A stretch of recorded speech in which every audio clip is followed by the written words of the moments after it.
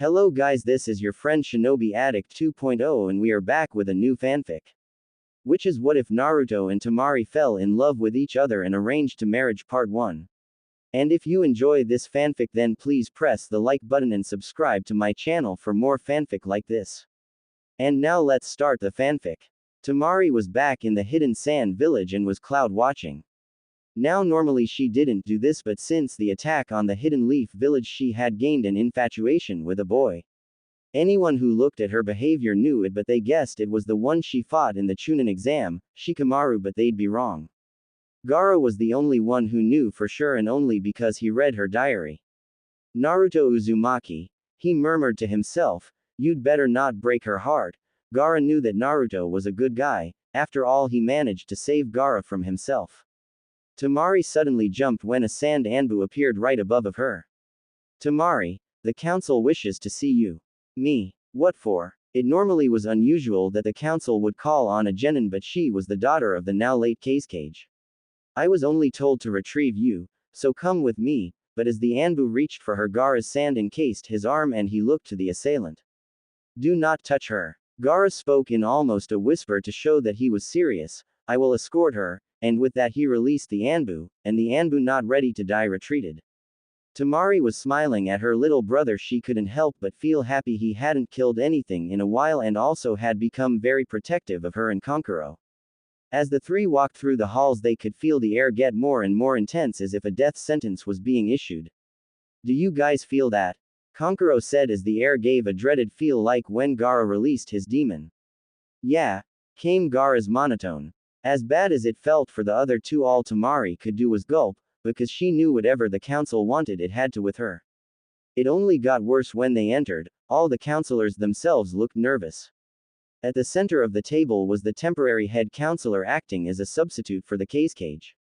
He was by far the oldest, still fairly tall. He was bald, but his beard reached the floor even when standing, and his voice still held power despite the deception the years have had on him. Temari, daughter of the Cage, do you know why we called you? His booming voice demanded. She simply shook her head. We have called you in regard to the state of Suna. After the discovery of the late Cage, we tried to re-establish the alliance between us and Konoha.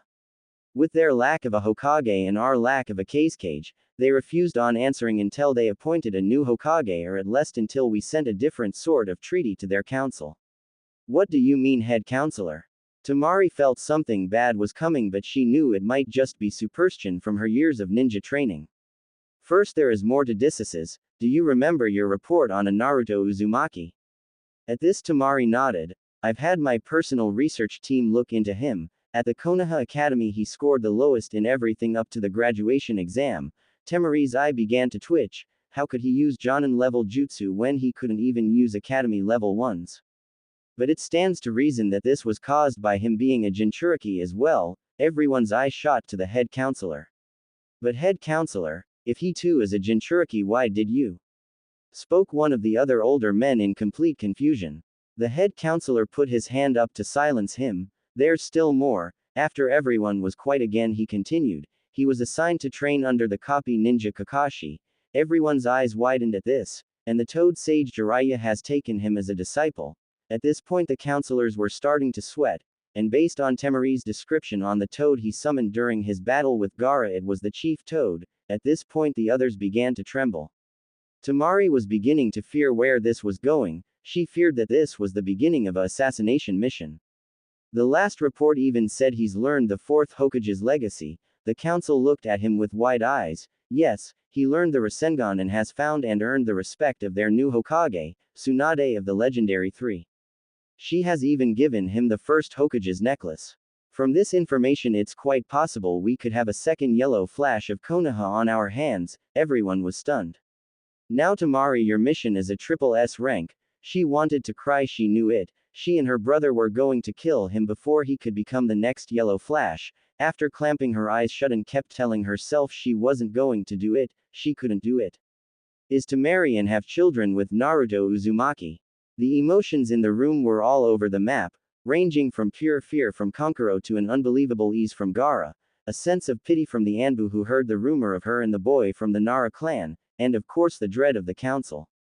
How could they not be dreading her response? She herself was pretty strong. Kankuro was no pushover, and of course Gaara. His sudden change was no secret. After all, he put 12 Anbu in the hospital the day they got back when one of the Anbu called Temari a failure for not being able to keep Gaara under control. When was asked why, he said, "I will not tolerate someone insulting my family." So if she got upset, things would get ugly. Temari though was trying to piece things together in her head. Marry Naruto Uzumaki. Not that I complaining, but the way they went on about how he's developed and what he could be like in a few years, it sounded like they wanted me to kill him. As she looked into space and the council began squirming in their seats because they could tell what she was thinking, but Gaara did, and he was wearing an ever so slight smile. Temari was rerunning the moment she fell in love with him in her head. Granted, it wasn't the most graceful finishing blow, but the headbutt he gave Gaara only showed just how powerful his dedication and willpower were. The council froze as they saw a smile beginning to form on her. They thought for sure that she was ready to have Gaara and Kankuro help her paint the walls with their blood for having her assigned to this mission. I, Temari Sunagaker, accept this mission and will perform to the best of my ability. To say that Kankuro and the council were surprised would be the understatement of the century. With eyes as wide as dinner plates and jaws hitting the floor at the way she looked so happy. Temari, you don't have to do this if don't want to. And as she was going to off on some sprawl about her duty as a ninja, Gaara butted in with a simple "I approve," in his monotone.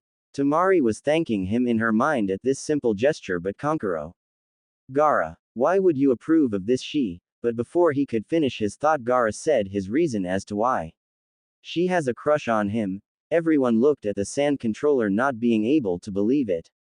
"What makes you think that, Gaara?" Temari asked with a tomato blush. "I read it in that handwritten book that you keep under your pillow." At that, Temari had an expression not unlike that which the counselors wore not but 5 minutes ago, and all was silent for about 30 seconds before Temari yelled at the top of her lungs, "You read my diary." Now, had Gaara been raised normally, he would not have asked what seems like a dumb question. "What's a diary?" It took Kankuro all his willpower not to laugh, while Temari and the council had sweat dropped at this, but Temari just sighed and decided to tell him later. "Any details I need to know?" The head counselor stood and began a rundown of what was to be done before her trip. "You leave in 2 days.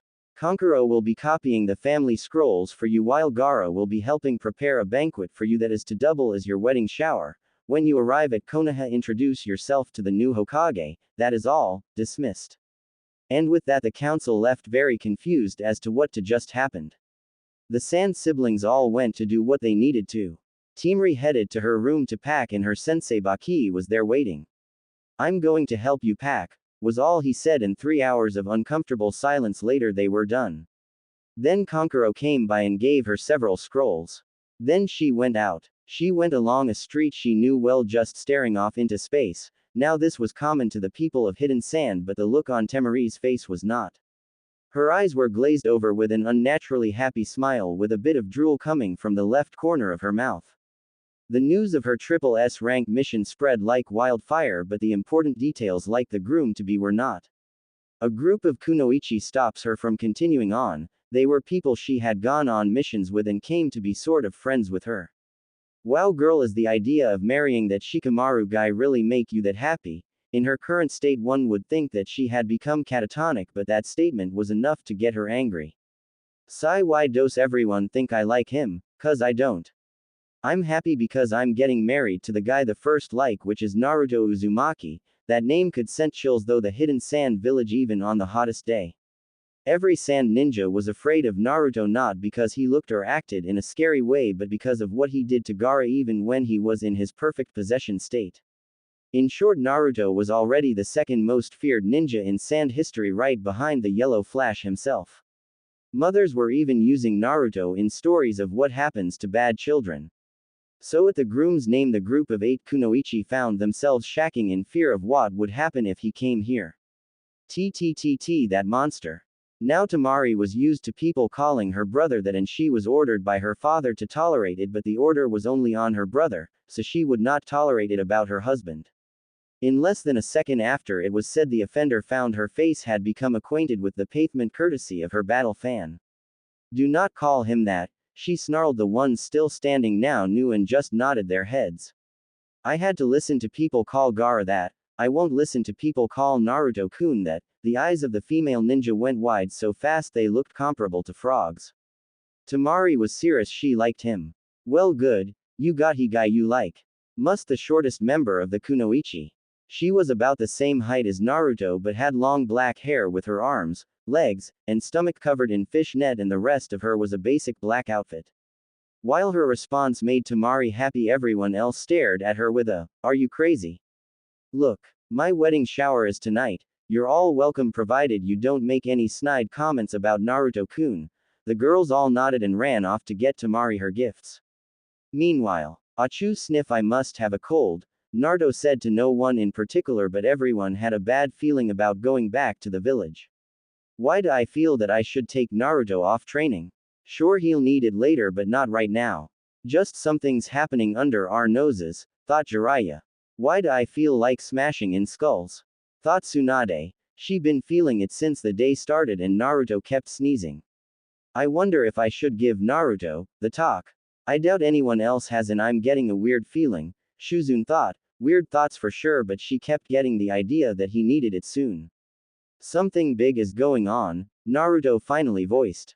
After hours more of walking, they finally see the great gates of Konoha. Now normally Naruto would take off running toward them the instant he saw them, but today he got a new type of forbidding. Normally he didn't care about the malice the village sent at him, and normally the guards would even try to prevent his returning. Today though would far from normal for Naruto. As soon as they neared the gate he readied himself for the usual attack, but when it didn't happen his first thought was it was because of Jiraiya and Tsunade were with him, but then he saw their smiles directed at him. The smiles weren't warm and compassionate, no, they were just as venomous as their angry glares. Hey Ba-chan, quit calling me that. Something's wrong. What do you mean? Normally the guards attack me when I come back to the village. This comment caused Tsunade to start gritting her teeth, but they were smiling, evilly. Never a good sign in a village of fools, came the voice of the old toad sage. You think something bad gonna happen? Tsunade's voice sounded calm, but she really was worried. Jiraiya simply nodded. Shuzune only felt worse in knowing that even Tonton oinked worriedly. The group's fears were only worsened when they reached the center of town, where the whole council of the Leaf Village was there to greet them, and most wearing the same evil smile as the guards. The elders stepped forward. We welcome you, Lady Tsunade, said the old man. Don't know their names. There is a matter that needs your immediate attention, said the old woman, handing over a scroll marked with triple S's all over it. Whoa, Ba-chan just got here and she already has to deal with such important stuff. Tsunade opened the scroll as if it was just another mission to be assigned, but as she read it her eyes started to widen, she clenched her jaw and began to grit her teeth. Geez, whatever it is, Ba-chan is pissed about it. Naruto hadn't seen Tsunade ever get so pissed. Even her old teammate Jiraiya was getting worried, because the last time he saw that expression was when he got caught peeking on her before she nearly killed him. What is it, Tsunade? Not saying a word, she rolled up the scroll and shoved it into him. After a minute to rub his now bruised ribs, he opened it and began to read. Much to the surprise of Naruto and Shuzune, his reaction to whatever was in the scroll was almost the same as Tsunade's. His hair spiked like his needle Jezo Jutsu and his teeth seemed to get sharper. The killing intent coming off the two Sannin was enough to make the council nearly piss themselves. Here Naruto, Jiraiya handed the scroll to him, which confused Naruto, but he took it and began to read. His face showed pure terror. At this the two elders smirked. No way, screamed the orange-clad ninja as he threw the scroll with so much force that when it collided with the elderly man's head it caused him thrown back into the ground. Before anyone could do any more, Naruto took off at Shunshi level speed. The council members who voted to force this arrangement were about to go after Naruto until they heard the head of the Nara clan tell Tsunade how each person voted. They looked to their fifth Hokage and she was wearing an evil grin and cracking her knuckles. They all called to Jiraiya for help. Hey Tsunade, go easy. This caused her to give him her evil glare and the council to sigh until he finished his sentence, because I want to wipe the floor with their faces, he said, cracking his own knuckles. That day was forever known as the cry of 1,000 tortured souls. The two Sannin were walking toward Naruto's house knowing he probably locked himself inside. But on the way Jiraiya began to really think things over and sighed when he came to a very hard decision. Tsunade, we should have Naruto at least consider the offer. She turned her head towards him so fast if she didn't stop the movement she would have looked like she was trying to be an owl. What? Think about it, I've told you about the kid's love life. Yeah, you did. He likes a girl named Sakura. So why should he consider it? Even after he saved her from the Shukaku, she believed it was Sasuke who saved her. She was about to argue but was cut off. She always hits when he tries to be nice to her, which is all the time. She calls him names, and is obsessed with the last Uchiha, so no matter what he does she has not and will not give him the love he wants, hell. The love he deserves. Tsunade fell silent. If all that was true then Naruto really should at least consider it, she thought for a while longer while they walked. Hey Jiraiya. Yes. What do you think of a vacation? ESSH. One day here and you're already want a vacation. Not me you perverted baka. Naruto, this only got a raised eyebrow from Jiraiya. If he's to consider this seriously he'll need to free of any distraction or the influence of the villagers. Jiraiya nodded his agreement. When they finally arrived, they snuck in knowing Naruto was probably scared shitless by the idea of the marriage to Temari, but packing to run away was overkill. Naruto, now planning to run away would normally piss off most of the people he knew. He slowly began to turn around thinking it was Sakura planning to slug him for trying to ruin her chance to get his off her back. He was strangely relieved to his Ba-chan. Listen, I understand you being scared at the council trying to force this on you, but Jiraiya and I have decided that you should take some time and consider this. What? Naruto, please calm yourself and listen. Naruto did as he was asked to before Tsunade continued. I've heard all about Sakura and everything you always overlook in your infatuation with her. Naruto scrunched up his face in anger. How she hits you over nothing, calls you names, her obsession with the Uchiha kid, her lack of gratitude for when you saved her life, and her refusal of your love for her, you more than earned it at this point, you deserve it. Naruto was now staring out into space at the speech. Well, good thing you're packing, you'll be gone for 2 weeks. She put 2 of her fingers up for added affect. Huh, what? Tsunade sighed at this. I'm giving you a 2-week vacation starting tomorrow, and here. She then hands him a pile of bills. What's this for? For the money me and Jiraiya took from you and a lot more, because if you decide to take the mission I want you to get her a gift. Naruto nodded. Hey Tsunade ne-san. Tsunade snapped in his direction with a loving gaze. Yes. Sai, could I leave tonight? Her smile faltered but nodded. 15 minutes later. Konoha Gates. Naruto gave his surrogate mother and sister a hug, each as well had the normal spat with his surrogate grandfather, then walked off.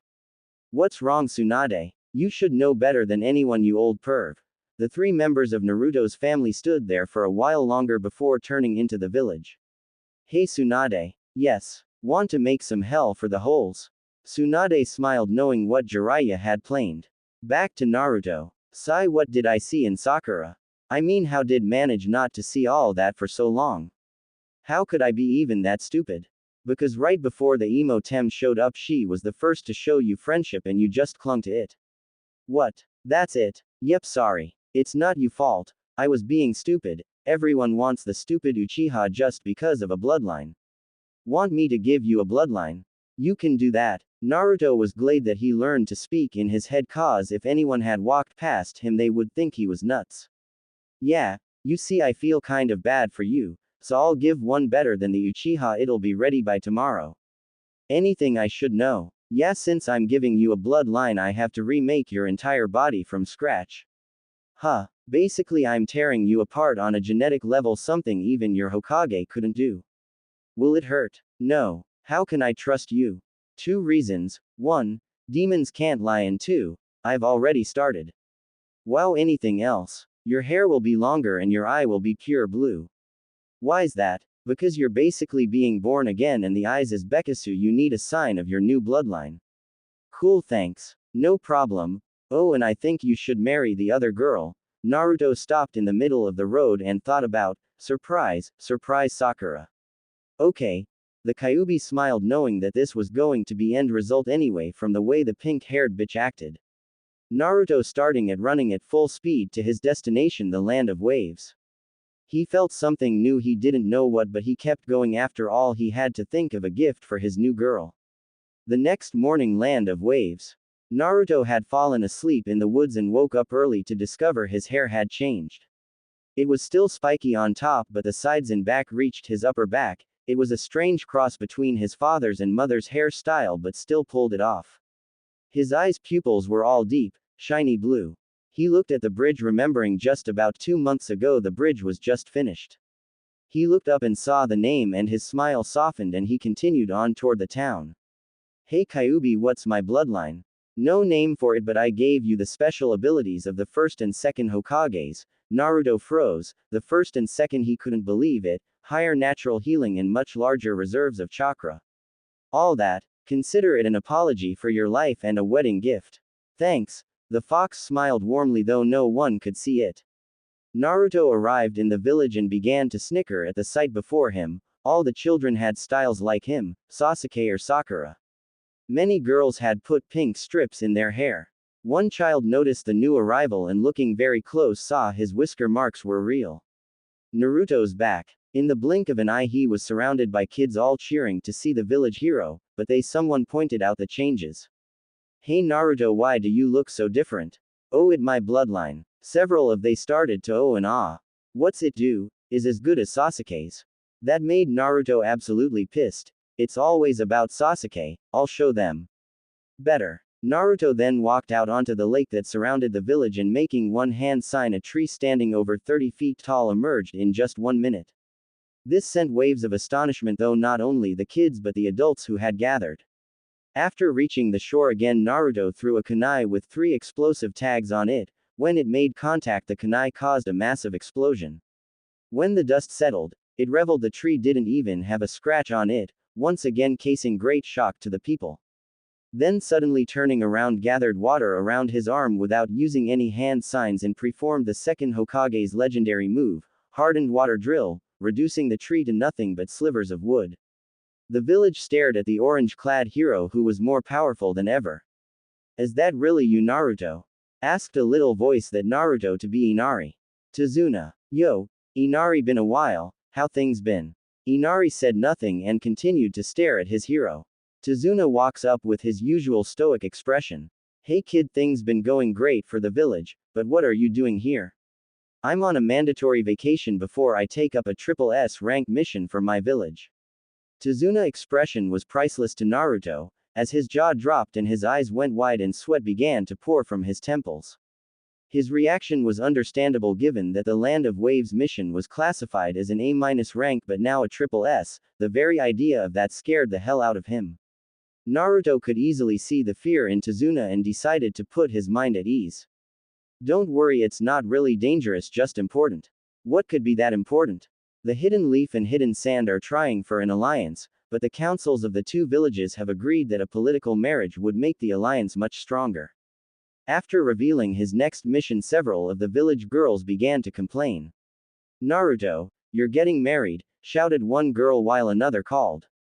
That's no fair. I wanted to marry Naruto. Several other similar cries made Naruto give a small smile. I never would have guessed that I'd be popular with girls of any village, even if they're just kids. Hey Pervy Sage would have a field day if he learned of this. Hey Tazuna, do you any good weapon makers? Yeah, why, I've decided even if this marriage is being forced on us, the least I can do for her is treat it like a real one. All of the adults in the village smiled at the 13-year-old ninja. He was being serious to a girl he was being forced to marry. That sort of commitment was rare these days, so they could only hold more respect for his decision. This way, and the 2 of them walked off to find the smith. On the simple lake of Inari's house stood about 100 Narutos stood. Since his arrival he immersed himself in training. While his 100 or so clones did several chakra control exercises, water walking, on water meditating, needle spinning, leaf concentration, etc. The real one stood off to the side holding a Rasengan in each of his hands. With his eyes closed he looked calm and collected, but on the inside he was getting very excited about returning. He was sure no one could recognize him by anything except his chakra. Naruto now standing a couple of inches taller with shoulder-length hair and brand new cloths. He wore a long dark orange outfit, Gaara's from Shippuden part except dark orange, and over it a jacket like the 4th Hokage's but black with light blue flames at the bottom and a mask like Kakushi's. Suddenly his eyes snapped open. Naruto hadn't completely left the village as he left a clone behind just in case something bad happened. The clone had just dispersed and Naruto was given the knowledge that almost all the Junin had left the village and they were under attack. I need to go. With that, Naruto dispersed all the clones on the lake and ran into the house. After a quick explanation, he summoned two toads and asked for one to reverse summon him and one to stay here and get the gift when it was finished. After one last goodbye to Inari, Naruto disappeared in a puff of smoke. Area change. Hidden Leaf. Wind Scythe Jutsu. With that, Temari had hit 5 goons, but all turned out to be just a more advanced version of the clone that acts like the shadow clone but was still just a genjutsu. Damn, more of these clones. With her guard lowered, she didn't notice the real ninja until they were too close to blow away. Rasengan. Came two voices, both the same, and when Temari opened her eyes she saw the two enemy ninja flying in a spinning motion. With the turn of her head she saw a speck of yellow running down the street. Naruto. She knew that the Hokage had sent him on a vacation, where to nobody knew. Area change. Hokage's manor. Tsunade was surrounded by 50 of the unusual clones and was panting. Too cowardly to face me, so you hide. Cowards we may be, but clever cowards. Tsunade's eyebrow twitched. These close had the annoying habit of completing each other's sentence. Deep forest devastation. The cry had caught both Tsunade and the enemy ninja off guard. In moments trees had grown everywhere, catching all the clones and the real one. You bastard. Let Mo go. Naruto walked slowly toward the nin while charging a Rasengan in his right hand, and with a look that promised much pain he told the enemy. How dare you attack the Hidden Leaf village, you will pay for your crime. Rasengan. Who are you? How do you know my grandfather's jutsu? And the Rasengan. Cool it, Ba-chan. Tsunade's eye once again began to twitch. Hey. No one calls me Ba-chan, expect. Naruto. After Naruto nodded, Tsunade's jaw had practically fell off her face. What happened? You look different. Naruto gave her a double-eye smile. Let's talk in your office. After all, what I have to say is S-rank assert. Tsunade nodded her understanding and got up. After entering Tsunade's office, she put security seals and sat down ready to hear Naruto's explanation. Well, after I left I thought about what you said, and decided that you are right and moved on. The Kyuubi gave me a bloodline. I've decided to marry Temari, but I want to wait until her gift is ready. Tsunade sat and listened carefully but was a little wary of the idea of Naruto having a bloodline. Naruto, when did you get this bloodline? Before I got to my Vactian spot. Why? Sai, then news of your bloodline must have reached the council by now. I see. Area change. Konoha council room. The demon brat has gained a bloodline ability. Shouted a worried civilian member. What should we do about him? He's now more dangerous than ever. Shouted another. All of the civilians were worried, but all of the shinobi were thinking of how to use this as an advantage over other villages, and it was Danzo who finally called out an idea. I believe we should put the Clan Restoration Act into play. This enraged the civilian members. What? How can you suggest such a thing, Danzo?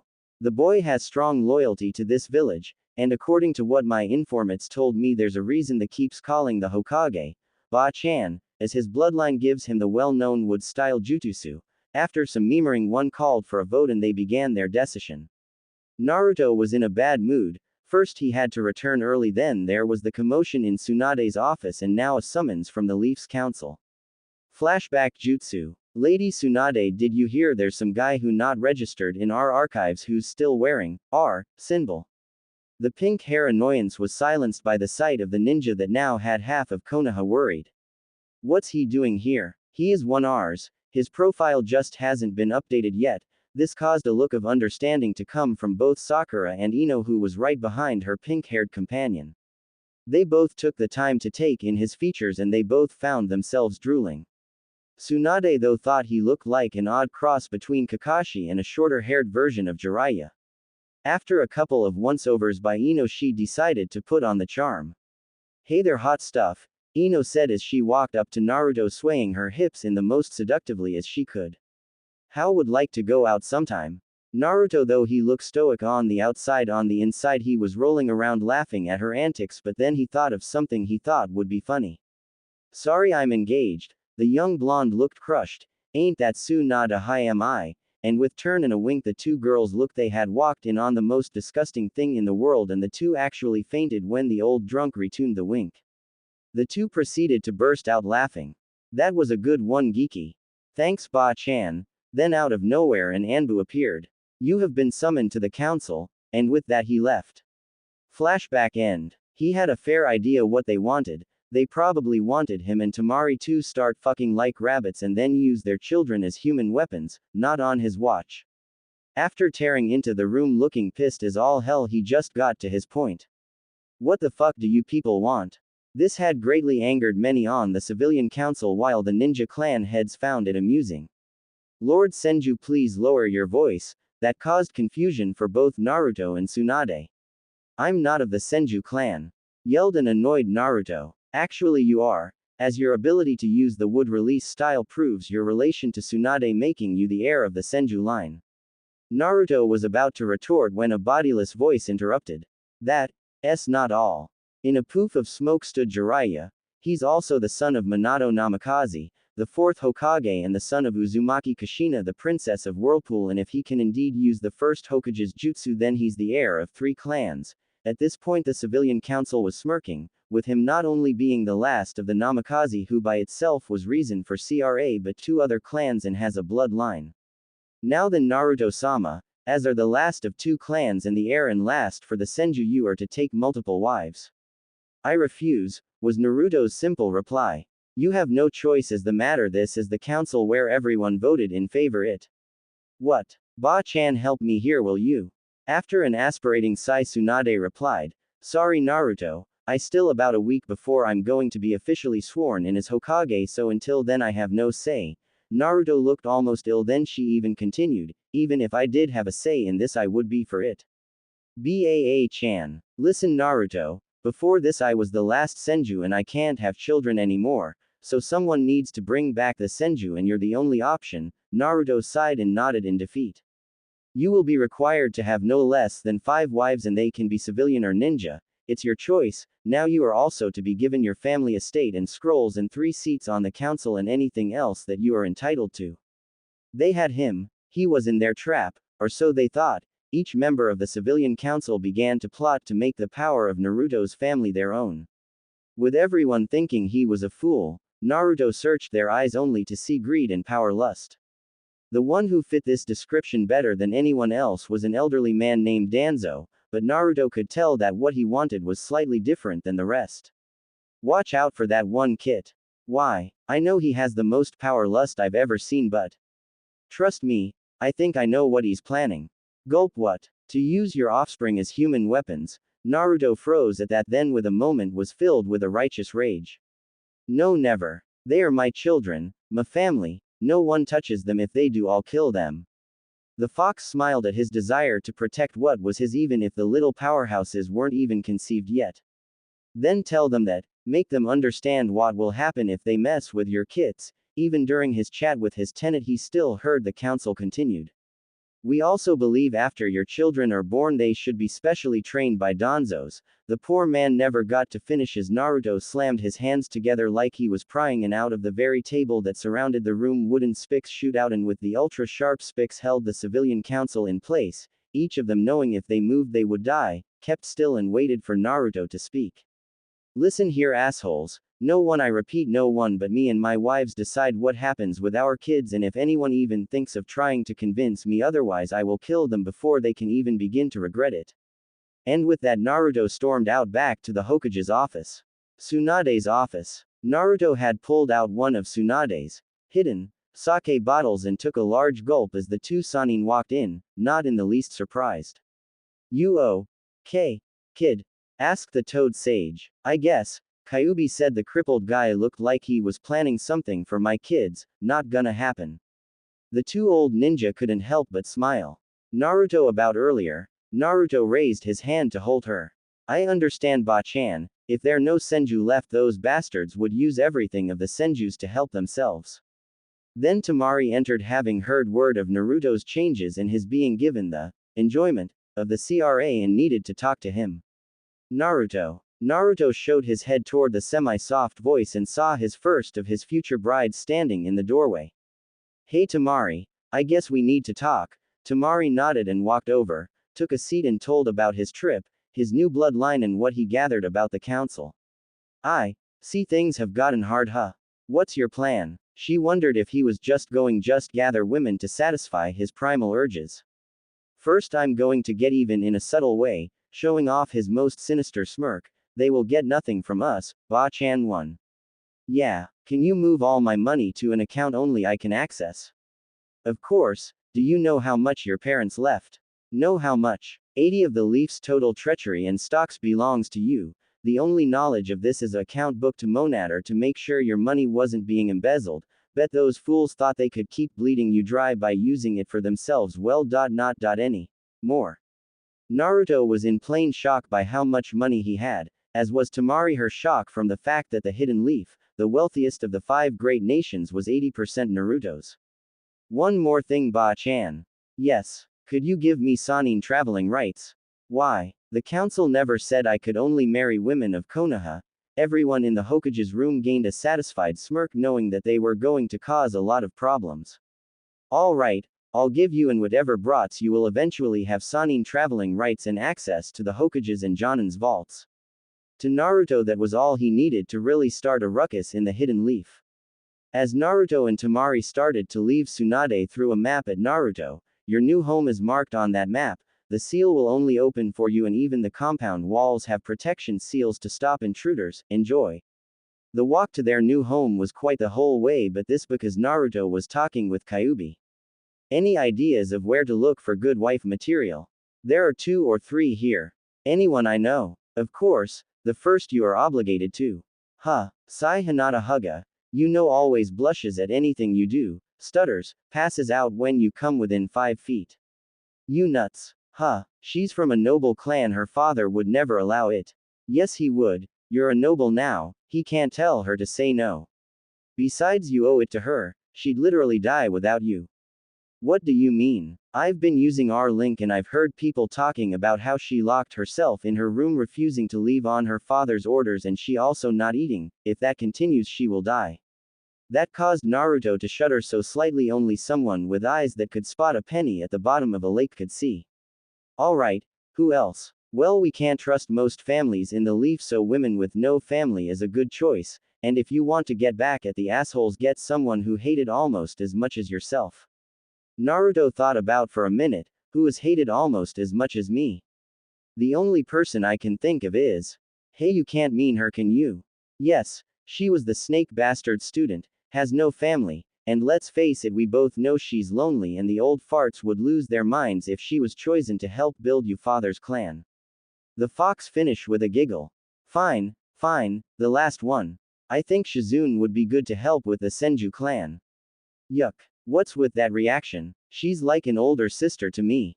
She's the only one which could really help with the Senju, as she is the student of one and she's the only one would treat the clan the right way. Lazily sold. I'm not giving those bastards have even a glint of hope of getting their grimy hands on my clans. Good. Now talk to that girl, she looks a little uneasy. Naruto looked at Temari, and it was true, she did look something was bothering her. At first he tried to say something, but after 2 or 3 failed attempts he put his hand on her shoulder, causing her to freeze and look at him. His now all blue eye kept her from turning away. Sorry about all of this, I didn't know anything like this was going to happen. She turned around and hugged him without warning, nuzzling into his neck and kept whispering, "It's okay, and not your fault." Naruto wrapped his arms around her and led her to their new home from the outside walls. It looked small. It was practically wedged in between the Hyuga compound and the home of some rich guy from the council. The door had a strange pattern on it. Naruto managed to piece together the idea that it was a blood seal. With the bite of his finger he wiped his blood on it. A moment later the doors swung open. Naruto and Temari were speechless. From the outside it looked tiny, but the inside was easily twice the size of the Uchiha compound. Temari was sputter some nonsense while Naruto figured it out. That's not surprising. Temari looked at him like he had grown 3 extra heads. My father was said to be a seal master, and his most famous jutsu was based on time-space manipulation. Temari nodded and they went to the main house. Temari, Naruto inquired after they get situated. Yes, Naruto-kun, The new suffix caught Naruto off guard for only a moment before he continued. I've been talking to Kyuubi and know who else I'm going to ask before we head to the sand village to inform them of the changes. Temari smiled. She had missed the sand already and wanted to see her brothers. Who did you chose? She asked a little wary as her mind wandered back to the Chunin exam when a pink-hair bitch of teammate hit him for no reason and began to pray that he didn't chose her. Hinata Hyuga, Anko Mitarashi, and Shizune. Why them? Hinata would die without me literally. Anko is hated in the village almost as much as me, and Shizune was the student of an actual senju. After I proposed to them we'll head to sand, okay? Yeah, let's go. With that they both headed out ready to start their journey. Engagements and honeymoons. Naruto and Temari walked out of the Namikaze estate just as Neji went flying out a window and crashes into the ground. Neji, what happened to you? Lady Hinata, speak to Lord Hiashi. Naruto and Temari walk into the Hyuga estate main building, see a very worn-out clan head. Hey Hiashi, what's the matter? Now while most of the Hyuga clan would have been offended, he wasn't. He knew how familiar Naruto was with people and he hoped that Naruto being here would help with the Hyuga clans. Little problem. Ah Naruto, good timing, we need your help. Huh, what wrong? It's Hinata. Since the news of your engagement to the sand girl, she's hidden herself in her room refusing to eat. Not only that, whenever someone tries to make her feel better they suffer consequences. The whole branch family has tried and all have ended up like Neji, as well as half of main branch, myself included. The one who got the worst was a fool who started off by calling you the demon child, and Hinata completely mangled his chakra network, broke his ribs and both arm, along with giving him a large concussion, and he is still in the coma she put him in. Naruto and Temari stared at him for a minute until Naruto fell over laughing. I'll be back, said Naruto as he walked off to Hinata's room. I still can't believe that little shy girl did all that, said Temari trying to image it. Hell, have no fury like a woman scorned, said Hiashi with a very dead expression. Especially when it looks like they just made a new jutsu which by looks alone could be named 640 palms. That got Temari laughing. Hinata's room. Knock knock knock. Hinata. Open up, it's me Naruto. At the mention of it being Naruto she opened her door, but only a crack. She could tell even with his new appearance that it was indeed Naruto. Hey Hinata, can we talk? She nodded. You see, some stuff happened and I've got a bloodline now, so the council it's wisdom decided to put me under the CRA, and I was wondering. Hinata's eyes widened at where this conversation was going. Would you marry M? Walk. Naruto didn't even finish as he was tackled with a hug right through a wall, leaving a rather big hole. After trying to figure out what mountain hit him, he looked down to see a tangled blue mess holding onto him, and her face showed the lack of substance and fatigue. Hinata, did it really hurt you that much? Would you really have died? Naruto had taken the fox as being exaggerated, but he saw for himself that it wasn't. After taking the unconscious Hinata to her father, he told him he'd leave a clone to help her move into their new home while he went to finish his proposals. Naruto left the Hyuga household for the local dango shop to find Konoha's snake charmer. When he arrived, she was of course there eating dango and drinking red bean soup. Hey crazy, called Naruto, not using anything that could offend her and give her reason to hurt him, like snake mistress, or snake bitch, or just bitch. Hey kid, you need something? Yes actually, but please not here, it's confidential, for now. She nodded and they both took off for the most private place for them, the Forest of Death. So what's up? Asked Anko as she popped another dango into her mouth. As by now you no doubt know that I was the one to stop the invasion. She nodded. When I did so I reviled my bloodline. She nodded again, and the old bats who run the leaf found necessarily to force CRA on me. Now she was confused. You're one of only women I trust, so I ask you to please marry me. Anko sat there for a minute, then looked at the sky, then back to Naruto. Why not? She replied, but why do you trust me? We are both shunned for things that are beyond our control. Besides, I want to the look on the old bastards' faces when I name you the one to bear the next heir of the Namikaze clan. Naruto finished with a smile beneath his mask. Why would they care about that? You're the former student of the Snake Tem and they just plan hate us. And if it's you who will bear the children for their most noble clan and family of their favorite hero, they will feel insulted that it wasn't one of their daughters. Strangely, this caused Anko to smile. That's prefect. I've been trying to get back at those jerks for forever. Alright, move your stuff into the Namikaze compound and I'll be back. Sure. Then both ran off to what they needed, but had anyone got a good look at Anko's face, they would have seen that she, like any to be married, was quite happy after all. With her past, she had given up on the idea that she would ever have a husband or children. Hokage's office. It was typical day in the Hokage's office, Tsunade trying to drink and avoid paperwork, while Shizune preventing her master from drinking and forcing her to do the paperwork. It was this strange balance that Naruto disturbed. Hey Ba-chan, hey Shizune. Hey brat. Hello Naruto, is there something you need? Yeah, Shizune, can I talk to you? Of course Naruto. After they found an empty room and locked the door, and Naruto took a deep breath to calm himself. Shizune, did Tsunade inform you of the meeting yesterday? She replied in the positive. Did she tell of what they don't know? Her response was the same. Alright, because I've been given the names Namikaze and Senju, I've been put under the laws of the CRA and need at least 5 wives, and you're one of the only girls not to look down on me and then praise Sasuke lets me know that you don't think so little of me. She smiled at him, showing his less secure side. So would you marry me? Naruto, are you sure?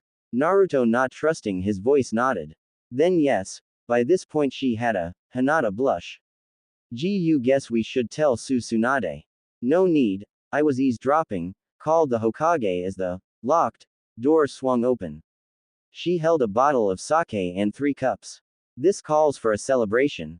The 2 victims each gave her a nasty glare.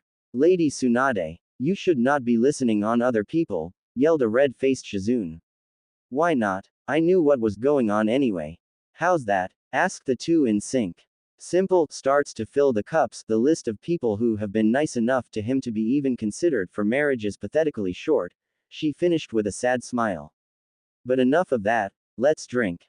Lady Tsunade, Naruto is still too young. Please, he has been an adult since he received the leaf headband, you should know that, so quit stalling, and let's drink. Tsunade already had her cup in the air and the other 2 sighed and picked theirs up and did the usual, cheers, gesture. So brat, who else did you ask? Shizune began to listen herself, quite interested in who her co-wives were. Hinata and Anko, they both nodded, they could see reason to ask each of them.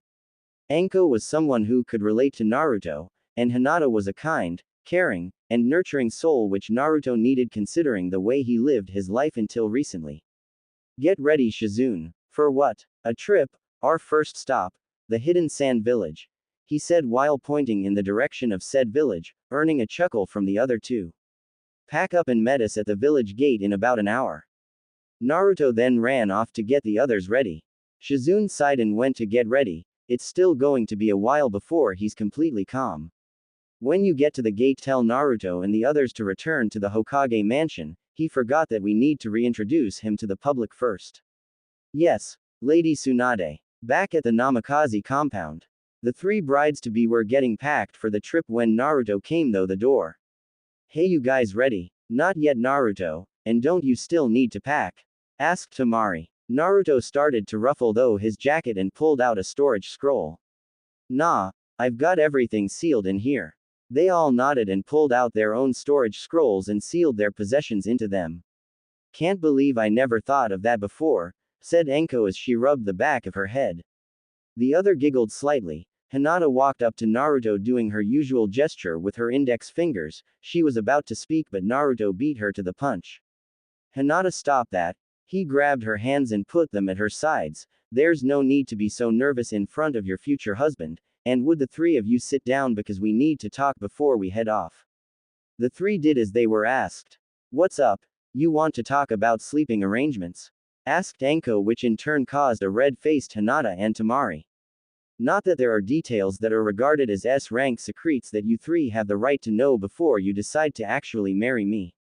This caused all 3 to put on serious expressions. 13 years ago the 4 Hokage fought and killed the Kyuubi no Kitsune. That's what people our age in other villages have been told, but the truth is that it could only be sealed into a newborn. That newborn was me, and because of me holding the fox I'm being hunted by a group of S-rank criminals and they may also try to do you harm. To survive we all must become stronger. He looked into the eyes of his chosen three and saw steeled resolve.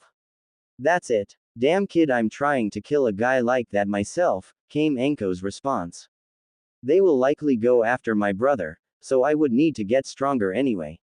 I don't care about the fox, but I want, let them have you, Hinata said as confidently as possible. Naruto pulled down his mask, his face no longer had any baby fat and his whisker marks were more defined, giving him a feral look. Thank you. All of them smiled and the atmosphere was a calming but intensely loving one. They all finished what they needed to do for a long trip and headed for the gate. When they arrived, Shizune was already there with a bag containing spare cloths, some ninja tools and several scrolls to help them train, but she kept that bit of information to herself for the moment. Naruto, we need to go back to the Hokage's manor, we still need to make your heritage public knowledge. Naruto's shoulders sank. He didn't like the idea of everyone knowing, cause they would all shout things like, the demon can't be a clan head, or, how dare the demon claim to be the fourth son, nothing but depressing issues. Do we have to? I'd rather not hear the public's thought on that. Shizune sighed. She knew he wouldn't want to have that reviled while he was still here, but this way he could get the benefit of seeing the shock on the people's faces when they learned that Naruto owned almost every shop, restaurant, and the hospital itself, since Naruto's father bought it so he could legally work the funds as he saw fit. Yes, we do now, come on. She grabbed his hair as she walked by to ensure that he followed. The others followed as well. Meanwhile, on training ground 7, with Kakashi and Sasuke, Sakura had just ran up to them as they were training. The two were extremely annoyed because Kakashi was out of the village during the invasion and Sasuke had nearly been killed after using all of his chakra. He was saved by a guy in a long black jacket with blue flames. Yes, a Naruto clone. What's the matter, Sakura? The new guy, the one who stopped the invasion, he was flirting with Lady Hokage. So he injured now? No, she flirted back. Kakashi dropped his book, it was an unwritten law but everyone knew it. Flirt with Tsunade and you die. An ambush showed appeared out of nowhere and handed Kakashi a scroll, then disappeared. After a minute he shrugged and opened it. What does it say, Kakashi-sensei? Every resident of the Leaf, ninja or not, is to report in front of the Hokage's manor for an important announcement, no exceptions. He shrugged again and walked off for the mentioned location and the other two followed suit. Outside the Hokage's manor, everyone in the village had gathered wondering what was going on. Tsunade's inauguration wasn't for another week. The older generations were all hoping the demon child was being thrown out. Then Tsunade and the two old advisors appeared into view. Now I know that you are all wondering why I called you here. I have something important to inform you of. We have found another descendant of the Senju clan, who is also the son the fourth Hokage and the crown prince of Whirlpool Country. The crowd was stunned. No one voiced it. No one knew that the fourth had a child, much less a wife, who was a Senju and queen of a country. It has been decided that he was to be put under the Clan Restoration Act and to marry no less than 5 wives. The purpose of me calling you today is to introduce him and the wives he has chosen so far. The older Haruno woman began to rub her hand in a very greedy manner. Everyone knew what she was thinking. Get Sakura married off to this guy and they'd have all the power anyone could hope to have. The crowd was cheering to meet the son of their hero. They won't be cheering for long, thought Naruto as his head sank. The girls saw this and tried to help him feel better. He tried. He had a reason to be depressed. The people would probably try to have him killed for claiming to be the fourth son. Very well, allow me to introduce Naruto Namikaze Uzumaki Senju and his brides-to-be. As the 5 who were mentioned appeared on the stage, the crowd had gone silent from the mention of Uzumaki. Naruto was in front of Tsunade, no mask, so they could see the evidence of who he was. After a minute so they could take it in, they were outraged and as expected the civilians began to call for Naruto's death for the lie that was announced. The riot was soon squashed by Tsunade's booming voice. Any more of that and I'll have you all executed. Silence once again. We have evidence. I was the one to bring Naruto into this world. We also have the blood work and a signed birth certificate from the fourth himself claiming Naruto to be his son, and as such he has claimed his inheritance, the deeds to almost all the restaurants, all the ninja tool shops, most civilian shops, the hospital, the ninja academy, and all the private possessions of the 3 mentioned clans. Everyone went wide-eyed. Naruto owned the leaf now. He could deny them anything, even things they needed to live. Even though the crowd was silent, a wave of malice could be felt from several Senor Ninja, one of which was Kakashi. Though he would never say it out loud, he was just as prejudiced and was now going to kill Naruto silently before the people to save them from the demon. He melted into the crowd and hid on the Hokage's tower and charged up a lighting blade without letting anyone sense his chakra, or so he thought, as Naruto's sharpened senses allowed him to smell Kakashi's chakra build up. As Kakashi charged at speed to make him a blur, Naruto caught the offending hand. This stopped both his attack and his heart in fear. Care to explain your actions, Kakashi? Asked a very angry Hokage. He's a demon. He can't be my sensei's son. Naruto then delivered a powerful kick to Kakashi's chest as he grew a tree in the flight path. Kakashi crashed into it and it grew branches around him, wrapping around every limb and even each finger to ensure that no jutsu could be used. You attacked an heir of my family, said Tsunade with a nasty growl. To attack an heir to a clan is an S-rank crime, and do you know the penalty? Kakashi became pale, then Naruto added his 2 cents. For traitors there is only death, Hitaki. It was said with so much venom that it sent chills through the village. You can't kill him, came the smug voice of Sasuke. He needs to train me in the use of my Sharingan, so back off, dope. He said with a large smile as if he just got Kakashi off the hook. Well, Uchiha, what he did is an S-rank offense, and trying to stop his punishment makes you an accomplice, and therefore, you die too. Naruto's tone became sickeningly sweet at the last part, which made Sasuke a little nervous. How dare you threaten me, weakling? Sasuke said as he sent a fireball at Naruto and began to chuckle as he thought that he burned the only one who pushed him alive. His little delusion was crushed when he saw Naruto standing where he was before, completely unfazed. What? How could you? Before he finished, a tree wrapped itself around Sasuke like Kakashi. Both are traitors, huh? I should have known. Lady Hokage, allow me to kill the traitors. Tsunade smiled for only a moment, then it was gone. Though I'd love to, the council is insistent on the Uchiha's reproduction. Naruto mumbled something incoherent under his breath. Then walked to the edge of the building and looked over the silent crowd who witnessed everything. Then walked over to his wives. Fine, but he then appeared to throw something that headed for Kakashi's Sharingan eye and destroyed it. I won't let a traitor to hold something like that. Lady Hokage, I leave the rest to you. And with that the 5 disappeared in a swirl of fire. Well, now to deal with the 2 of you, Tsunade said with a sinister smile. Sasuke was hoping that being an Uchiha would save him. Kakashi hoped that Naruto injuring him would save him. They were both wrong. Gates of the Leaf Village. 5 figure appeared out of nowhere. Even with a mask, anyone could tell Naruto was pissed off. Though they all wanted to help him feel better, but they knew there is nothing they could do that. Then slicing his thumb and went through a normal series of hand seals. Him and his girls were now on top of a giant toad and Naruto of another smaller toad. Gorshi-sai, what you doing here? The toad looked up to his boss and spitting out a large box replied. Your delivery. Any orders before I go? Naruto scratched his chin. He knew it wasn't fair to give a gift only to Temari. He have to order something for each. Then pulling out a scroll wrote his order. Dear Mr. Orshiduro, Smith, Naruto visited while in Wave. I now must ask for your services again. I'm in need of a pair of gloves that would help draw chakra out and control it to a needle point, and a Senbon launcher that can make them from chakra and even give them a poisoned effect and make it light-weighted. Thanks, Naruto Uzumaki. Tapping his chin again in thought. I don't really know about how Anko fights. I'll figure out something for her later. Naruto rolled up the scroll and told the toad to bring the scroll back to the old man. The toad nodded and puffed away. The chief toad coughed to get some attention. So what did you call me for, kid? Hoping down to face the chef himself, Naruto sat on his knees at attention. We're hoping that you could carry us to Suna with a jumper too. Sure, kid, but who are the others on my head? I've now been told I had to marry many wives, and these are them. They came down to be introduced. This is Temari.